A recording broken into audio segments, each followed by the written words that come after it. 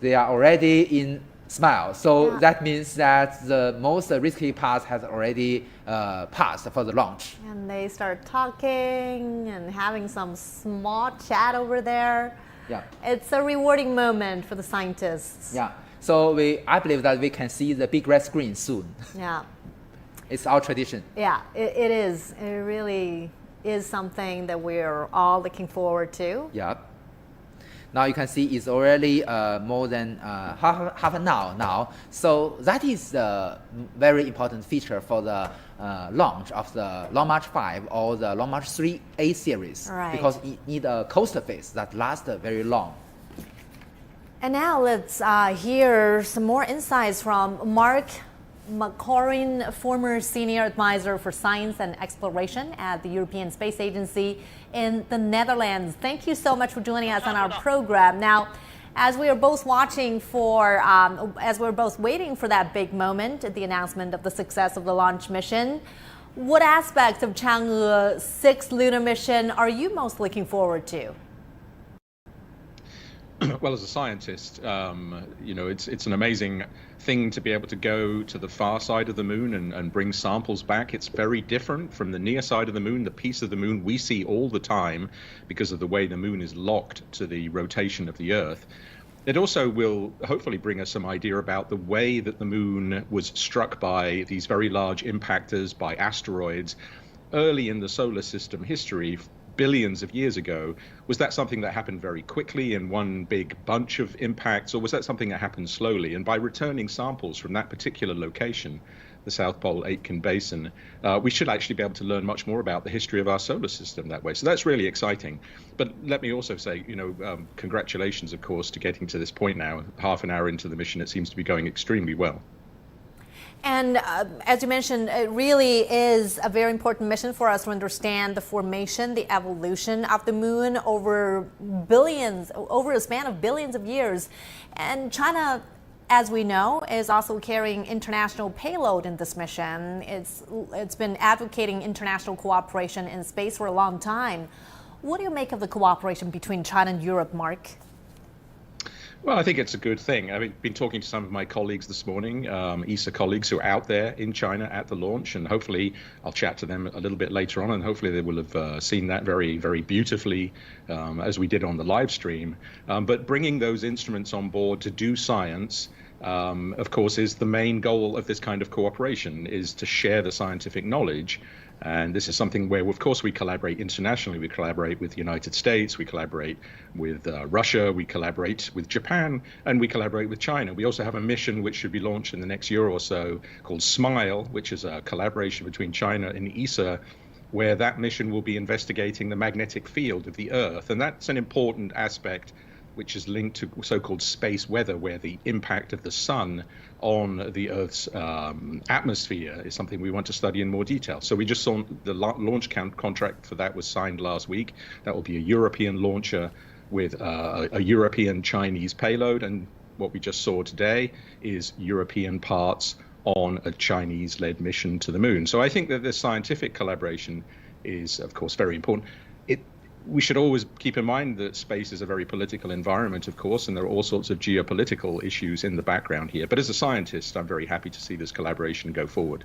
Mark, let me also ask you this. I could see Chinese calligraphy hanging on the wall, and I'm pretty sure that you're familiar with the Chinese culture as well. And you must also know that the Chang'e is named after this legendary Chinese moon goddess. Do you also share this dream of lunar exploration, this passion, and of course renewed ambition to explore the moon? I think it's something, of course, that's fascinated me throughout my life. I'm old enough that I was around when the Apollo missions went to the moon, and I've worked with many of the Apollo astronauts. I've been on tour with Buzz Aldrin, for example, who was on that very first mission with Neil Armstrong to the surface of the moon. And to see that come back now in recent years, of course, there is an element partly, again, of this geopolitical aspect, whereas it was the Soviet Union and the United States before. Now you have a much broader array of players in this game. And there's also this question about this exploitation that your guest there spoke about a bit earlier on, which was that exploration is driving the science, but the possibility of looking at the moon as a resource is another thing. I'm a little bit skeptical about making it a fully commercial thing. I'm not sure how that would work. And we do need to think about how we protect the resources as well, that it shouldn't be a free-for-all, that everybody can go and just get rich. The same applies to Mars. We don't know if there's life on Mars yet. Should we be going there with human beings until we've investigated it properly scientifically? So I think it's a very interesting time. I mean, if I'm right, as you said, the calligraphy behind me is the constellation of Orion, Li Hu Zhuo, if I remember correctly from one of my trips to China. And so I'm also very interested in looking well beyond our own solar system. So I've studied the constellation of Orion for many years in my career, and those dreams are definitely real. And that inspiration that space can bring, and then the collaboration that also encourages, I think is something we need to reflect back to Earth, collaborating to solve some of the challenges that were addressed earlier in your program, for example, nuclear fusion and how we solve the energy crisis. That we're only going to survive on this planet by international collaboration, and we're not going to go and live on other planets very soon. So I think that's the important strand here, international collaboration for helping this planet. And lunar exploration is an exemplar for that. Of course, we are seeing competition at different degree, but it doesn't have to be that way. I mean, the discovery, the learning of the moon is certainly bringing benefits to all of humanity. Thank you so much, Mark, for sharing with us your insights. Well, the Chang'e 6 will carry equipment from France, Sweden, Italy, and Pakistan. It's part of China's international cooperation in space. A French instrument mounted on the lander will study the origin and dynamics of the lunar exosphere. CTTN's Natalie Carney talked to Pierre-Yves Meslin, a planetary scientist whose team invented the instrument. For years, planetary scientist Pierre-Yves has been working on instruments destined for Mars. But the launch of China's Chang'e 6 spacecraft now puts him at the cutting edge of moon exploration. His invention, the detection of outgassing radon, or DORN, is set to become the first ever French instrument to be deployed to the surface of the moon. The objective of the DORN experiment is to study both the origin and the dynamics of the lunar atmosphere, but also to study the physical and thermal properties of the lunar soil where those gases are produced. To do this, DORN will measure the radioactive gas radon, which is produced in lunar rocks and, when emitted, migrates to colder areas of the lunar environment. If we understand better the migration of radon, we will be able to better understand also the migration of other volatile species, like, for instance, water, that can migrate to the cold polar regions and then form ices.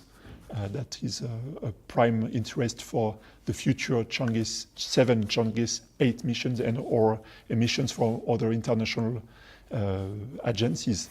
Romain Martin is the mechanical architect of the DORN. So here we have the 8 detectors which are shining. The radon is going to be captured by the detectors, 2 detectors forming a telescope. The front one will see the alpha particles coming from the radon, and the other one will be here to discriminate any other events which will be seen by the instrument.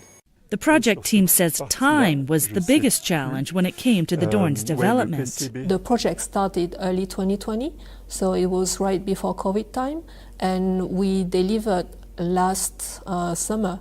So overall it was 3.5 years of development, which is something that is super short for us. So having an instrument that we develop and that is going to the far side of the moon, it's really exciting for us. We are going to be part of a mission that has a really technological fate. So it's a great honor to be part of it.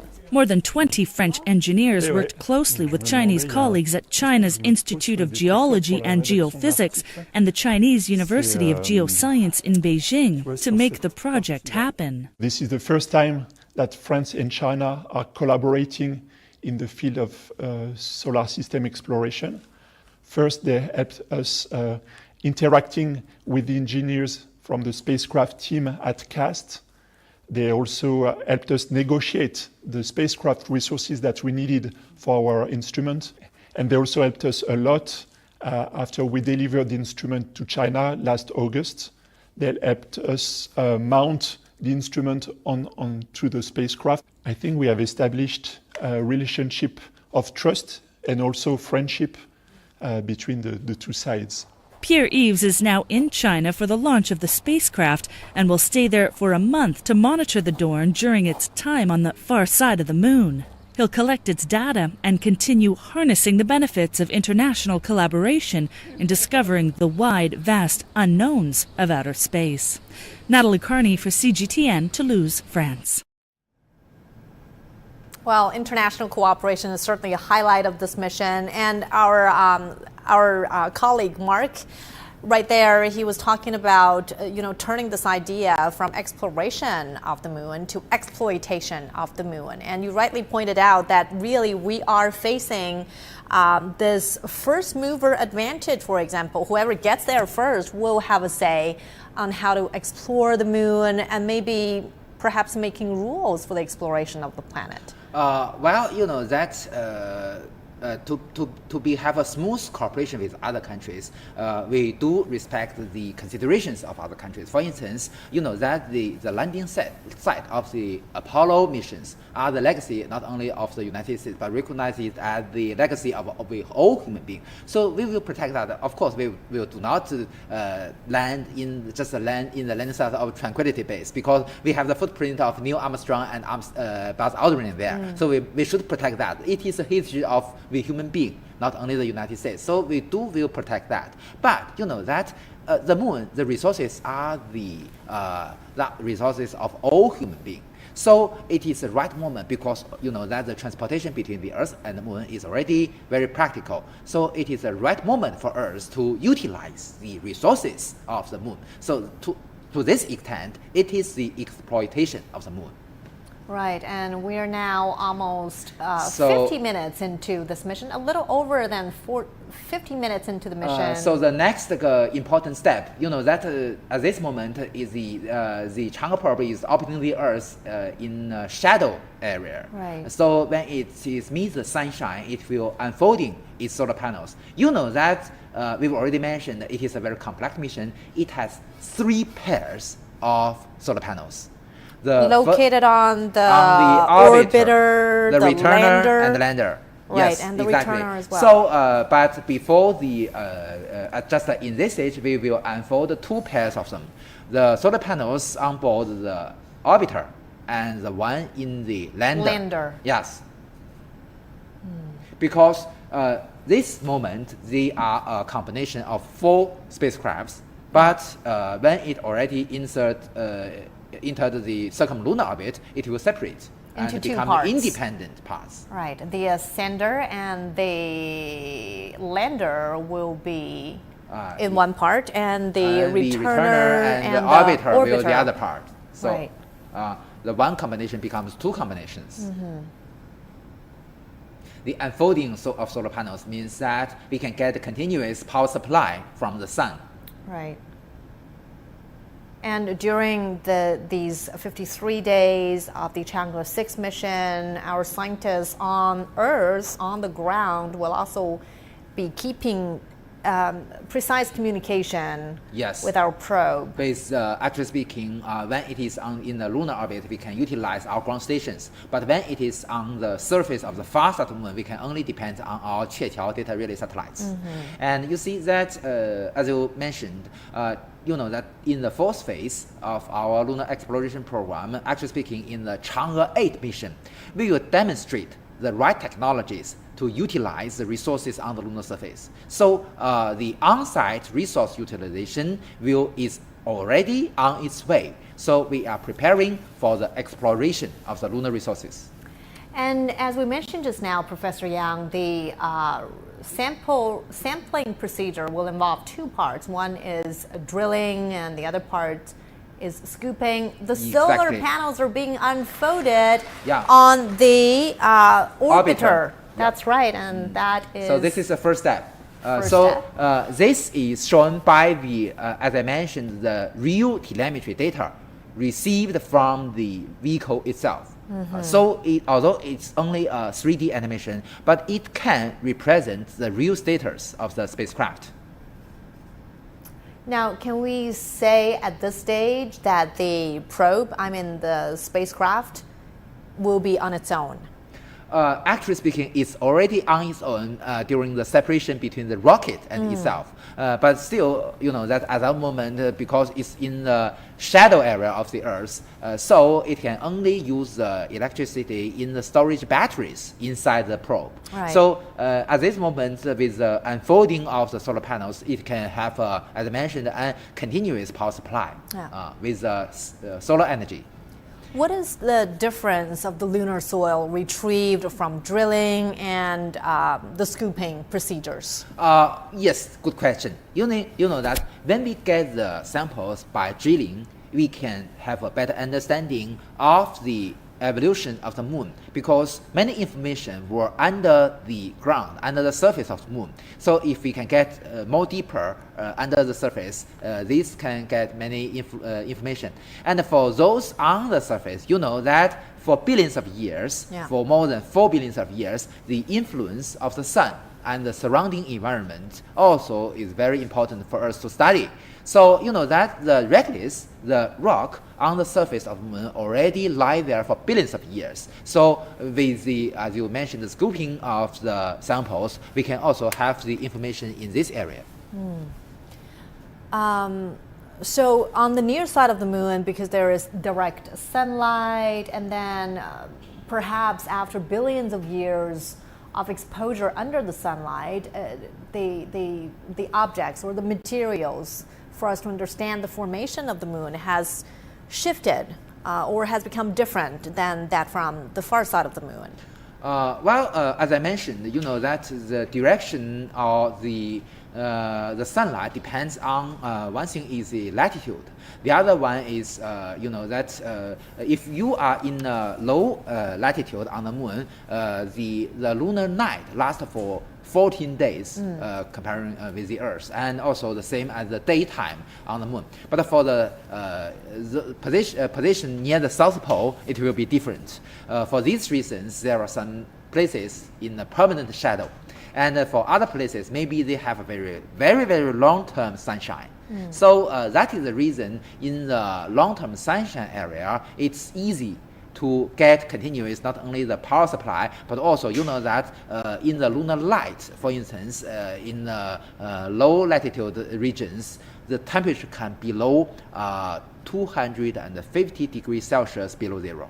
Wow. How cold it is, you can imagine. So the spacecraft cannot survive in extremely cold night. So it is easier if you have a longer sunshine period. Right. So that is the reason, as I mentioned, why the South Pole is so important for human beings.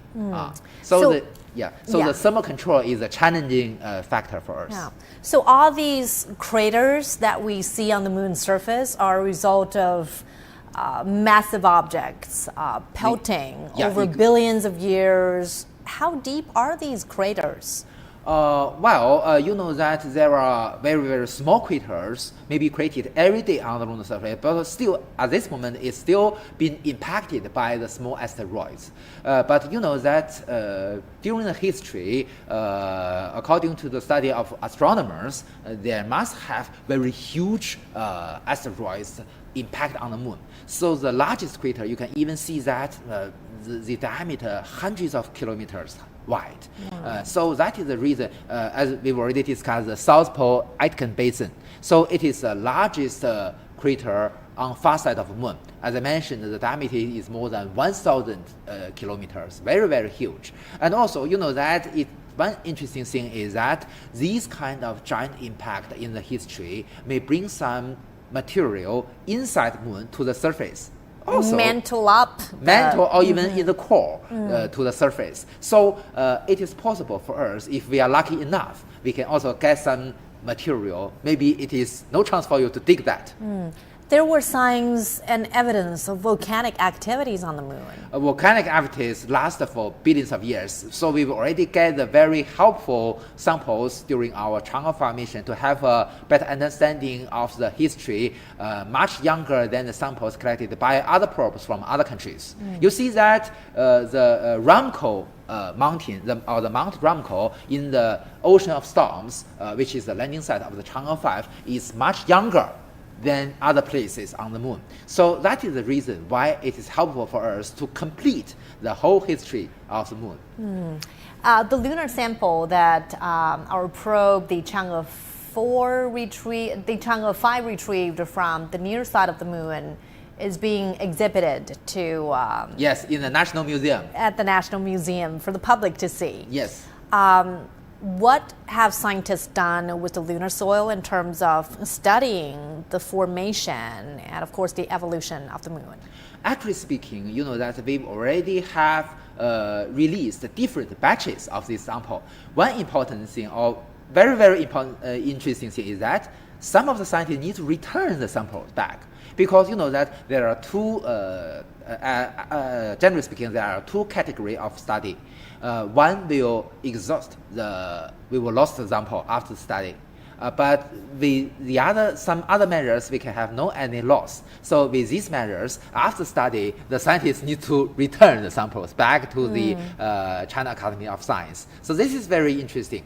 And you know that for Earth, we already find some material that never exists on the Earth. Right. So it is known as the Chang'e stone. So this is maybe the third material discovered. Right, and as the Chang'e 6 mission aims to sample retrieve from the far side of the moon, the probe will go through many stages before it brings home precious lunar soil. 11个阶段环环相扣。 The Chang'e 6 mission has some 11 flight stages. First, it is launched into orbit by the Long March 5 carrier rocket. Then it enters a rush to the moon process. When nearing the moon, it will pull a brake and enter the lunar orbit. That's called perilune braking process. Then the probe files in the lunar orbit. The lander and the ascender form a combination, and the orbiter and returner form another combination. The landing-ascending combination will touch down on the far side of the moon to carry out lunar sampling task, while the orbit-return combination will continue to fly. The sampling on the far side of the moon includes both drilling and surface sampling methods, and scientific exploration on the far side of the moon will also be carried out. After the sampling is completed, the ascender carrying the collected lunar soil will take off from the far side of the moon to dock with the orbit return combination. The moon samples will be handed over to the returner. When the orbit return combination comes near the Earth, the returning capsule will separate. In a hopping move, the returner will re-enter the Earth's atmosphere and land in Siziwangqi, Inner Mongolia. So let's give a review of China's lunar exploration program, Professor Yang. From 2007 to 2020, we've seen the evolution from Chang'e 1 to Chang'e 5. What are some of the experiences or lessons learned from these missions? Well, let's digress them one by one. Yeah. So as I mentioned, we have already accomplished the 3 phases of our lunar exploration program. So the first stage, we will master the technology of orbiting the moon. So with Chang'e 1 probe launched in 2007, we mastered this technology. But it is very interesting. You know that at that moment, we don't have much experience on this. So we choose a very interesting trajectory that do not directly go to the moon. So the Long March 3A rocket only launched the Chang'e 1 probe to the geosynchronous transfer orbit, which already have great experience on this. And then with the engines on board the Chang'e 1 probe, reading its apogee, finally it goes to the moon. And then we have the very successful lunar orbit insertion and become an orbiter of the moon. And we take so much pictures, and the first time we got the 3D images of the whole moon. First time. Sure. And then after the mission, the Chang'e 1 probe controlled an impact on the sea of fertility on the lunar surface. So this is the first spacecraft of object of China to reach another celestial body. And then, you know that in 2010, as you mentioned during the live coverage, at that moment I was in Prague, and we conducted the second mission. And it is a preparation for the landing mission, because you know that during this mission, we choose a direct transfer by the Long March 3C rocket, powerful than the Long March 3A, and directly send our Chang'e 2 probe to the translunar orbit. And then it choose a much lower orbit than the first one. And it also demonstrates the necessary technologies to lower down to the Rainbow Bay to preparation for the landing mission.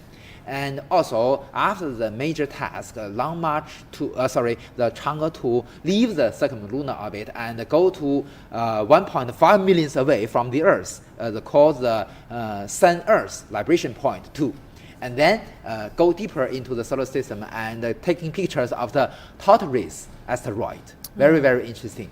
And in 2013, we conducted the Chang'e 3 soft landing mission in the Mare Imbrium, or the Sea of Rain, near the Rainbow Bay area. So this is the first soft landing of China.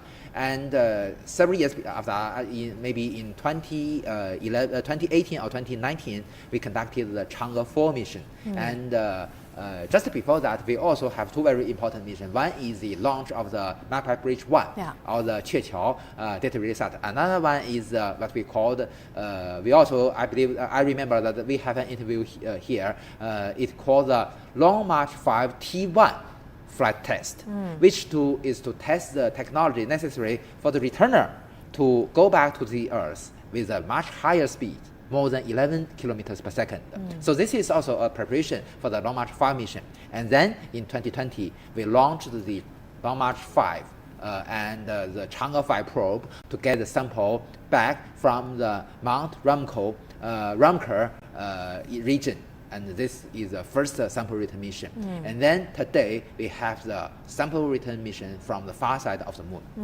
So earlier, we talked about the different types of lunar explorations. There's the flyby, the hard landing, and the soft landing. Of course, soft landing involves more precision, greater precision, and more control, and of course, more risks. Yes, exactly. You know that just within these years, we have been seeing that so much failures during the landing attempt, either by Israel, by India, and by other countries. You see, that is the reason why it is so difficult. You know that landing on a big celestial body like the moon, you must deaccelerate your very high speed to zero within a very short several minutes, and also decrease your altitude to the zero within several minutes. So anything wrong happened to your any of your subsystems, such as the wrong measure of your position and velocity, the wrong or the error in your measure of your attitude, your direction, and also other error in your measurement, and also the error in your control. All these things can cause the failure of your mission. So that is the reason why today only a few countries can conduct a soft landing on the lunar surface. Moreover, you know that just several months before, the United States also suffered a failure in the Peregrine mission because there is a leakage of the probe. And also, you know that during the SLIM mission of Japan, and also during the Odysseus mission of the United States, they also suffered some malfunction, and it's not a very full successful missions for these countries. So you can see how difficult it is to have a complete soft landing. You know that during history, the former Soviet Union conducted 27 soft landing attempt, but only 7 success. And for the United States, they have a Surveyor program. The Surveyor program have 7 attempts to soft land, but only 5 success. And of course, this time it's different in the sense that we are landing, the Chang'e 6, the probe will be landing on the far side of the moon and be retrieving samples. And the landing part is always the most breathtaking part. What makes it more difficult than landing on the near side of the moon? As we've already discussed, the terrain, the shape of the moon is completely different from the near side. Except for the mare called the Moscow mare, they do not have much flat areas on the far side of the moon. Moreover, they do have some small flat areas on the far side of the moon. But you cannot choose a place comfortable for you. You also need to consider about the meanings or the returns in scientific research. So to study the history of the moon, maybe the place we've chosen is not so flat and have very deep shapes on the descending trajectory. So we must consider these difficulties. And also, although we already have the soft landing on the Chang'e 4 mission, but still it is very challenging for us to conduct another soft landing on the far side of the moon. Yeah, well, the moon has always been an object of wonder, and humans continue to be fascinated by the moon despite setting foot on its soil almost 60 years ago. CGTN's Wu Lei talks more about the significance of studying lunar soil samples.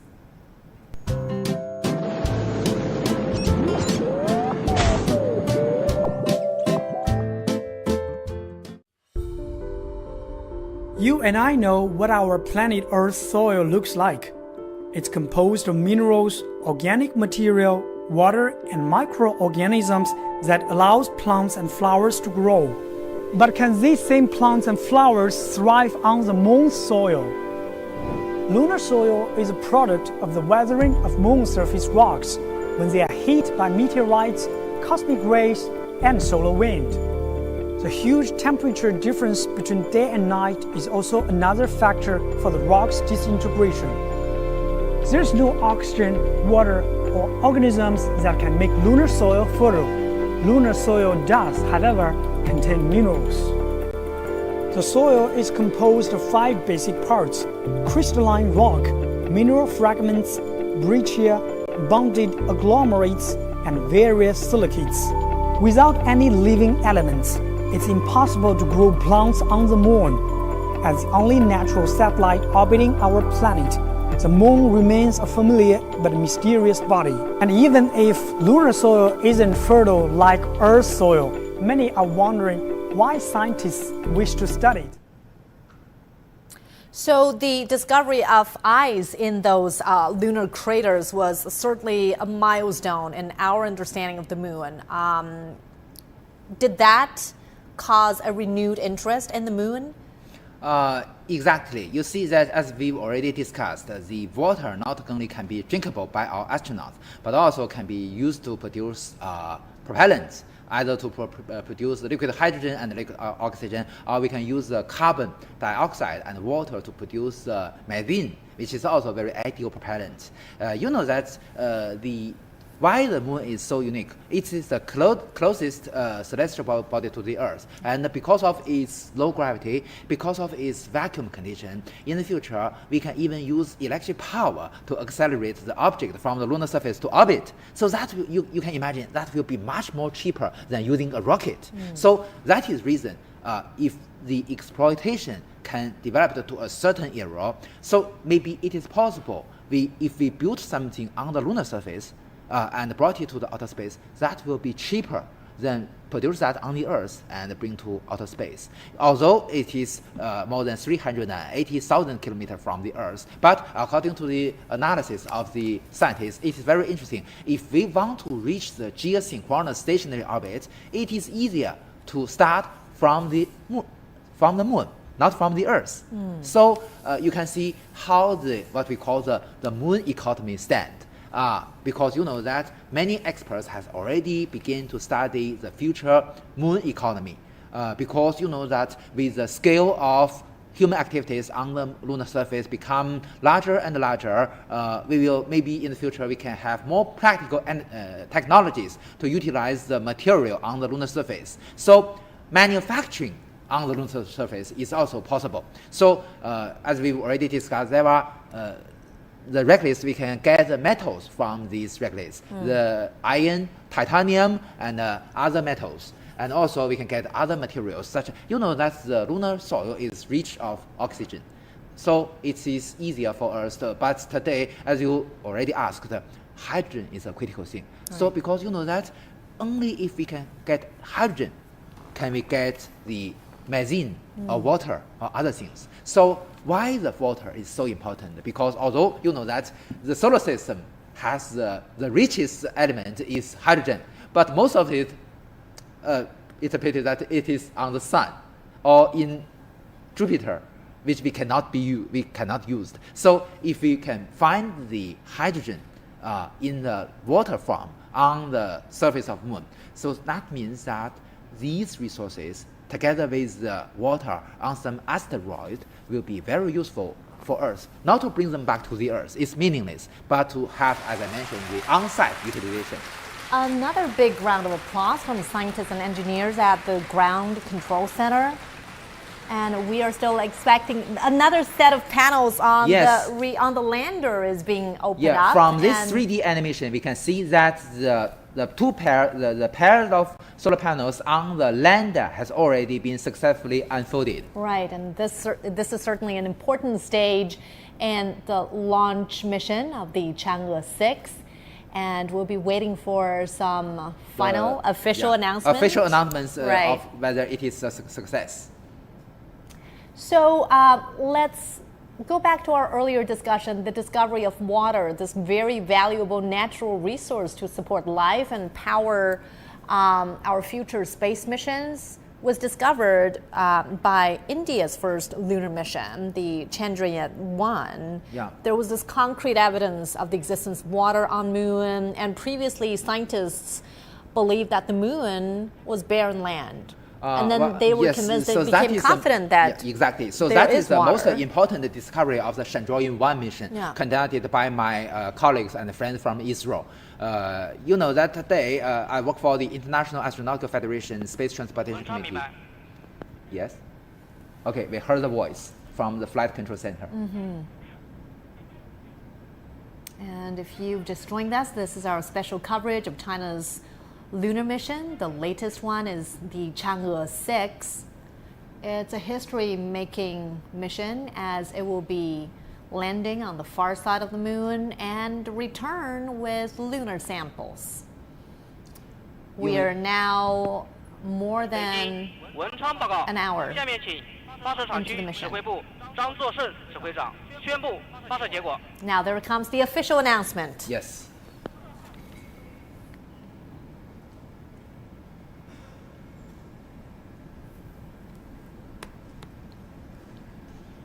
各位领导 officials, experts, and comrades. According to the Long March 5 data and the data and report from Beijing Aerospace Control Center, the Chang'e 6 probe has accurately entered the preset orbit, and solar panel unfolded successfully and functioning well. Now I declare the launch mission a complete success. Bravo. Big congratulations to our scientists and engineers and people who've involved in this history-making mission. And as you said, Professor Yang, the screen really turned from blue to red, and that's a tradition from the Flight Control Center here on the Earth. No matter how far our spacecrafts travel or how important the mission is, it always comes to this final moment of the announcement of the success of the mission. Of the whole mission. Well, yesterday I just sent a text message to Mr. Wu Weizhen, the chief designer of the whole China's lunar exploration program, expressed my best wish to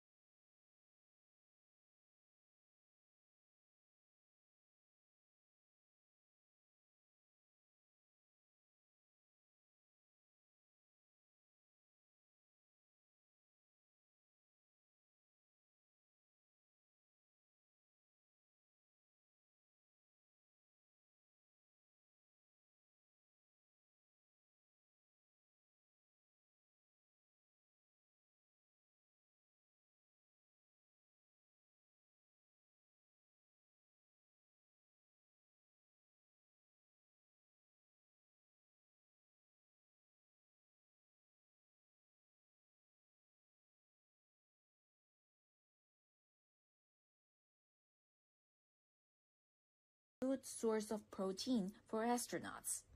Wang also said the team is eyeing to scale up the experiment in the future, where fish can live a whole life cycle in space, from egg to another egg.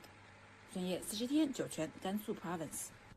So, Professor Sui, you're pretty excited about the studies on zebrafish in space. What kind of real life implications would that have on our daily lives? So, as we discussed, I think about 2 hours ago, that this experiment is very excited, is bringing this very vibrant fish to the space. So, zebrafish is a very important animal model for biological study. In the field of animal study, we have fruit flies, zebrafish, mice to be the very standard used animals to study a variety of different diseases and also biological processes of animals. And zebrafish as the very simple but also very close to our human beings vertebrate. Yeah, so it's a vertebrate comparing to fruit flies. They are non-vertebrates. But in the future, we may have more complicated, complex biological systems in the space. But this is actually a very important and very complex species in the space. As the reporter mentioned, is we actually share 80% of our genes with zebrafish. And zebrafish, our scientists has already sequencing the whole genome of this animal. Yeah, so the study of this animal can go into very details on the behavior level, on their mechanics and biological micro scale level, and also on the very micro, about their genes, about their molecules on that level too. What other studies or scientific experiments have caught your eye? The others are some stem cell experiments. Although those I would expect one day there are animal stem cell experiments, but right now they're doing plants stem cell experiments in space, because on Earth we know that stem cells are the very important cells that can grow into any specific cell type. Into our body or into the animal or the plant, right? So understanding their behavior besides our regular gravity condition in those microgravity space would probably lead to some new findings on how they grow and how they prosper. Yeah, and probably will lead to a future of, say, better economy of plants. Yeah. Now, other than these scientific experiments, another major task for these crew members are major maintenance upgrades, right? They would use some of the spacewalks to do some maintenance work and make the spacecraft more collision-proof and crash-proof. Talk to us.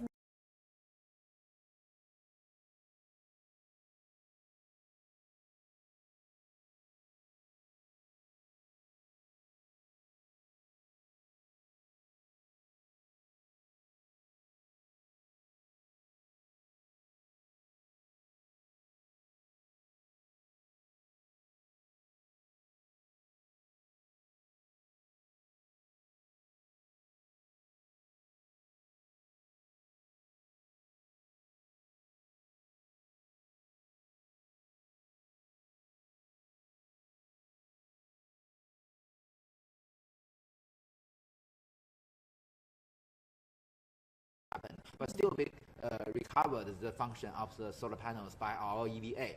But you cannot be sure that for the next 10 years, some of the space debris may hit the critical parts of our Tiangong space station.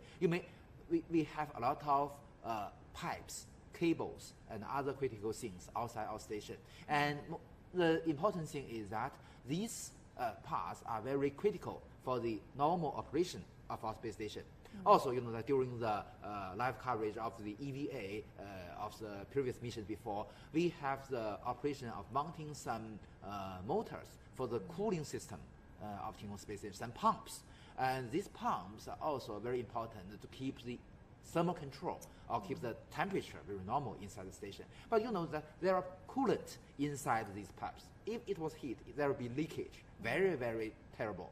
So we must protect these pipes and also some very critical cables, either for the maintenance or for the scientific research. So what you mentioned, this step is very, very necessary. So this will be one of the major tasks of our Shenzhou 18 crew. I believe that they've already been well trained for this. Yeah, as you were speaking, we were looking at live pictures near the launch pad. There were huge crowds of people watching, waiting for the liftoff, watching the historic moment with us. Now, as we speak, the 3 astronauts are already in position, strapped in. Not much of a movement there. They are quietly waiting for, the final procedures, the final checks up. We're approaching 15 minutes prior to launch. Yes. And you mentioned Shenzhou 17 crew, right? The Shenzhou 18 crew will be welcomed by their peers from the Shenzhou 17 there crew. is a very, very interesting experience of the Shenzhou actually speaking, Shenzhou 17 crew and Shenzhou 16 crew. You know that during the launch of the Shenzhou 17 spacecraft, you know that Shenzhou 16 crew is watching the live coverage inside Tiangong Space Station. And when your colleagues of the CMG see this video, and she, actually Ms. Lao Chunyan, say hello to Mr. Jing Haipeng, the commander. And it is very interesting that Jing Haipeng react to her greeting. So It's this like shows that the communication between our Tiangong Space Station and the ground is already very, very powerful now. Very smooth connection there. I'm sure the Shenzhou 17 crew are watching the live coverage. The live coverage of this launch as well. With our Mandarin service, we might be able to see them later in the program. Very exciting moment. Yeah, because we know that we have the Tianlian data relay satellite. At this moment, we have both the first generation and the second generation Tianlian data relay satellite. So we can have multiple video streams, very high definition video streams, multiple from the cameras mounted in everywhere inside our Tiangong Space Station to give these videos to the ground. So we can, during this live coverage, not only the astronaut inside our Tiangong Space Station can see the launch procedure, but also we can see they are watching the live coverage. Yeah, so the Shenzhou 17 crew and Shenzhou 18 crew will conduct another in-orbit handover. Yes. So we will see 6 astronauts in the space station at a time. Would that be a challenge? This will be the 4th time we see this historical moment between the Shenzhou 17 crew and the Shenzhou 18 crew.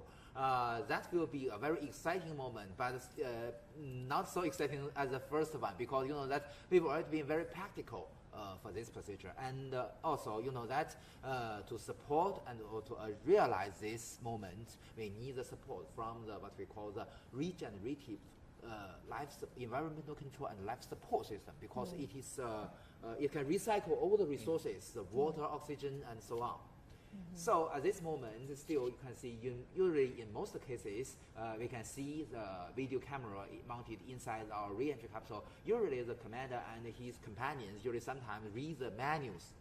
You may notice that the manual not only includes the operations, the guidance of what they should do next, but also it has information, very necessary information when something wrong happens, what they should do.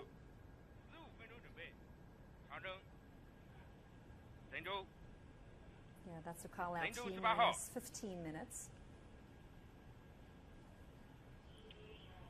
And we've noticed that all the Shenzhou 18 crew were selected from 2010 and 2020. That's the second batch and the third batch of astronauts. And we're hearing words that the selection process for the 4th batch of astronauts will be finished soon. When do you think these new taikonauts will start their mission?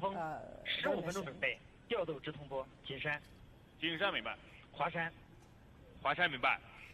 You know, that's during the 3rd batch of our astronauts, we already have flight engineers and payload experts. Mr. Gui Haichao from the Beihang University is the first payload expert. So in the future, because our technology becomes more and more practical and the Shenzhou space becomes more and more comfortable, so I believe professors like Mr. Sui maybe will be more and more of these scientists like him to go to the outer space. Like a payload expert.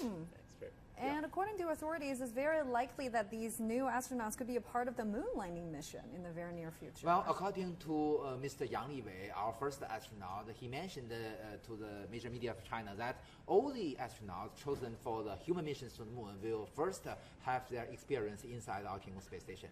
So this is a necessary requirement raised by ourselves. Yeah. I believe, as I mentioned, their experience in the Tiangong space station for half a year will be very, very helpful for them for the future moon missions, although the procedure is quite different. And there were several candidates from Hong Kong and Macau making it to the final stages of the selection process. So, we could see new astronauts from these regions very soon.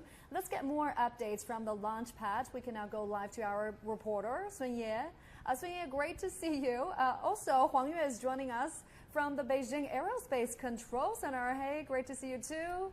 So let's start with Sun Ye. Walk us through the preparations prior to the launch. We're getting really close. How are the astronauts doing now?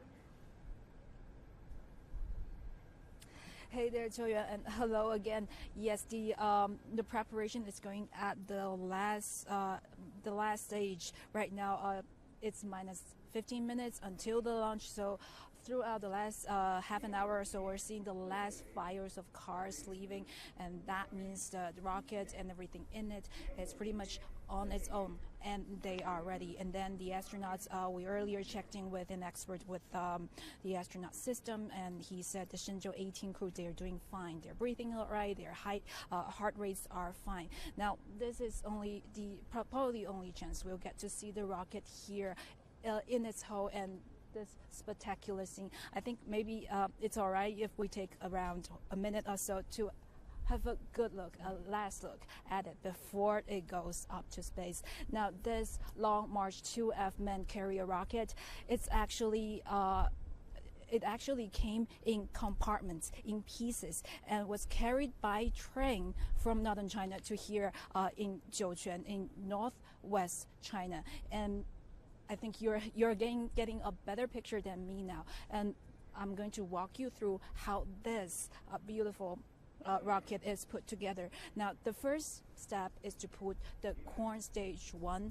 That's the first thing to get stable, and then the 4 boosters, they are then attached to it, and then that's the core stage 2. The spaceship along with the fairing, they are close together in another place before they are transported to meet the other 2 stages already done. And the last item in that assembly is the escape tower. Now, the rocket has been in great condition ever since that assembly, and we have seen it rolled out earlier last week. And ever since then, it's checks and rechecking done by people across the systems. We also just talked to an expert with the rocket system. His work up until now is still checking that the rockets are fine, and the rocket is fine, and the spaceship is fine so far as we know. So everything is set for the launch that's happening in a few minutes. Thank you very much. And as you were speaking, so yeah, the launch time has been adjusted, has been moved up a little bit, just a little bit. Now, turning to you, Huang Yue, the Beijing Aerospace Control Center is overseeing Shenzhou 18's launch. What's the latest there? Yes, Joanne, the launch time is just around the corner, only a few minutes left. So here in the Beijing Aerospace Control Center, every staff member is busy making the last-minute preparations, as it's the command and information exchange center to ensure that every step and every aspect of the mission runs smoothly. So we are now actually on the 3rd floor of the center, and on the 1st floor is the ground control team, and which is mainly responsible for the control and command over all working systems, such as those on the rockets, the spacecraft, the space station, and the launch site. And actually, if you and our audience once followed our previous missions, you might have already known that this team has a very special nickname called Beijing Copy, because this phrase once became so popular on Chinese social media platforms because it's going to be used so frequently and repeatedly in the hall after launching. And actually, I arrived here hours earlier before the launch because, to be honest, this is also the first time for me to cover the launch mission. So I came here earlier trying to get more familiar with the situation. And one of the things that impressed me the most is that the team members here are quite young, and many of them are in their 30s or even 20s. So you can tell that people born in the 1990s have already become the main workforce for China's aerospace industry, and they're so calm and confident. It doesn't mean that they won't get nervous. Of course they could be, but they won't show that because they've already had vigorous trainings and tests, and they are professional enough, they are intelligent enough to deal with any situation. So from them you can see a very promising future for China's aerospace industry.